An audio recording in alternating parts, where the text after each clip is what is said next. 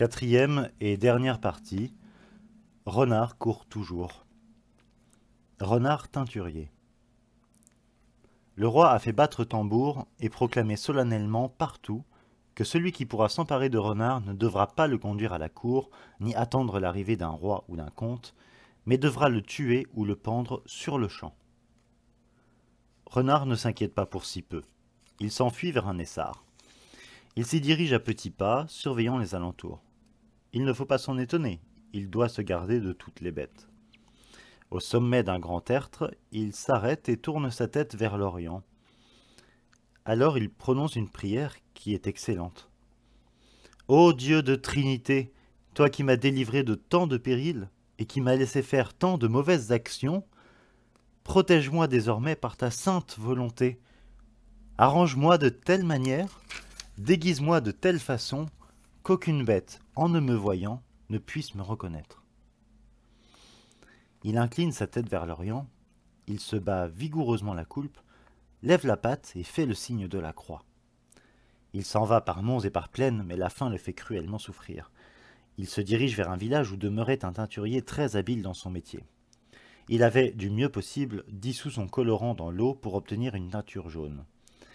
Il était parti chercher une aune exacte afin de mesurer l'étoffe qu'il voulait plonger dans la cuve. Il avait laissé la cuve découverte et la fenêtre ouverte pour surveiller si sa teinture prenait bien, de façon uniforme. Renard pénètre dans la cour en quête d'une proie qui satisferait sa panse. Il a parcouru tout le jardin et fouillé tous les environs sans rien trouver qui se mange. Il se cache dans le renfoncement de la fenêtre. Comme il ne voit âme qui vive à l'intérieur, il y saute à pieds joints. Quelle surprise en arrivant dans la partie obscure! Écoutez comme le diable se met en travers de sa route. Amère fut sa déconvenue car il tomba dans la cuve. Il va au fond mais il n'y reste pas. Vite, il remonte. La cuve était assez profonde et il doit nager à la surface pour ne pas couler.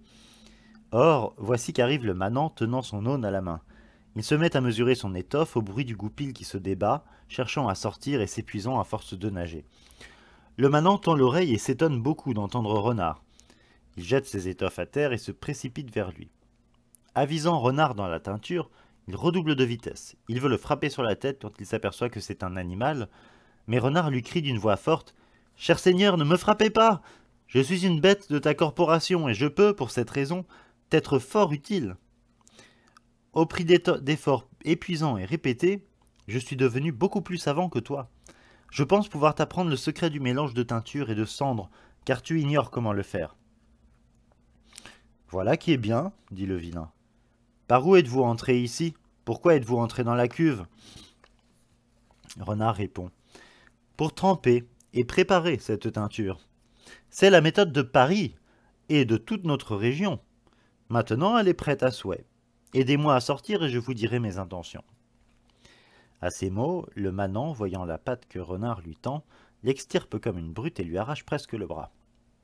Quand Renard se voit sur la terre ferme, il dit deux mots au manant. « Mon brave, occupe-toi de ton ouvrage, car moi, je n'y connais rien du tout.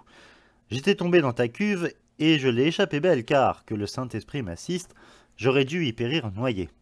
J'ai craint pour mes os, mais grâce à Dieu, j'en suis sorti. Ta teinture prend très bien, me voilà devenu jaune vif. Jamais on ne me reconnaîtra dans aucun lieu où l'on m'a déjà vu. J'en suis fort aise. Dieu m'est témoin, car le monde entier me hait. Restez donc ici. Pour moi, je pars chercher fortune dans ce bois-là. » Là-dessus, il le quitte et s'enfuit vers un essart. Il s'admire beaucoup, et part d'un rire joyeux.